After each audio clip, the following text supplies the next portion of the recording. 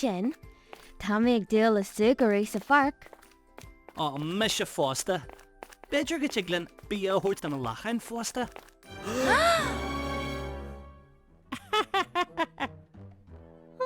Tá gach rud is áit. Na luascain, sláináin, na bintí go fiú. Gealam dit go bhfuil an ilchruthaigh freagracha seo. Buaille mis úsáid as ar stór focail mathematice le gach rud a chur aráist. Be sé cosúil le puzzle all mhór. Tá na luascain ar cúil an crin. Ní obróthaí sin. Ní féidir le tú híanamh rú an tosaí inis. Tá an ceart agat. Bethóir go rocí na luascain in aice leis an Foghlaimh. Ma smuoinnig muid ar Treoracha, caithfidh muid iad a bhogu ar thaobh na lá a clé, den a crin, an sin bogan ar dheis níos gaiire don Foghlaimh. Clé? Deis? Sin is iad ar clé agus ar dheis an dói a lóraíonn tú faoi thaobhanna éagsúla rudda. Cosúil leis an dói a bhfuil dhá lá agin. Tugam muid an lá clé ar an lá seo, agus an lá dheis ar an cionn seo. Liga mé sogin cén lá atá gceist agin. Is iontas sin a bheith arolalas. Bogaí muid an luascain. Fiú, tá sin deanta. Faoi dhearú hir hall.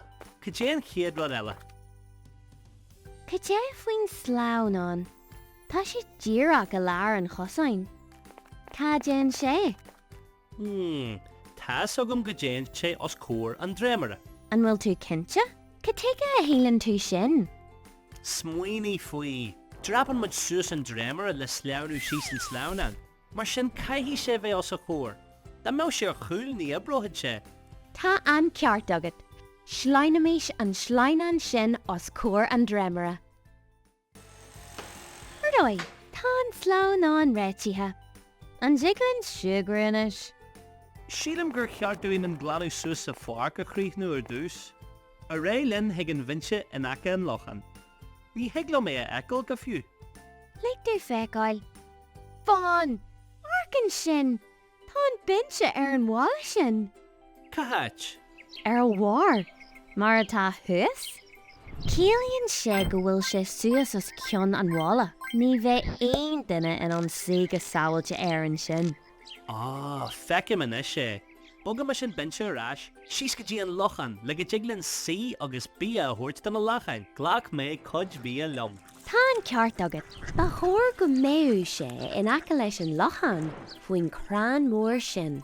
Is sé faoin a bháilart de os cionn. Cílíonn sé go bhfuil sé híos faoi rud aigen. Sin cheart. Is Kevin lom an crán sin a deanú scatha deas ar láit sé. A réileann. Tá thuirse orm ina dhé sin. Me sé fásta. Ach, ar a leiad, hiaglann sí agus bí a thuirt don na lachain inis. Ar cálann sin, tá spring a luascain as áit. Sin aisteach. Ní Kevin lom spring a luascain sa fhárc roimh seo. Cá gurthaí muid é. Berigi ar an mas féidir liv. Ní bheith se bhain an gréime eilir am chéiche.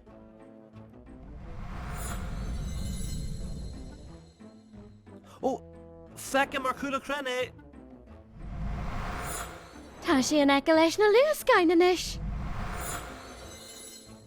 Arc, tan ilchruthaigh hos ar cionn inis, ar war an sláináin.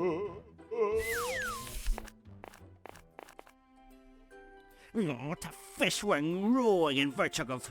In na rira, bhí sibh go héadathe tuairt Treoracha.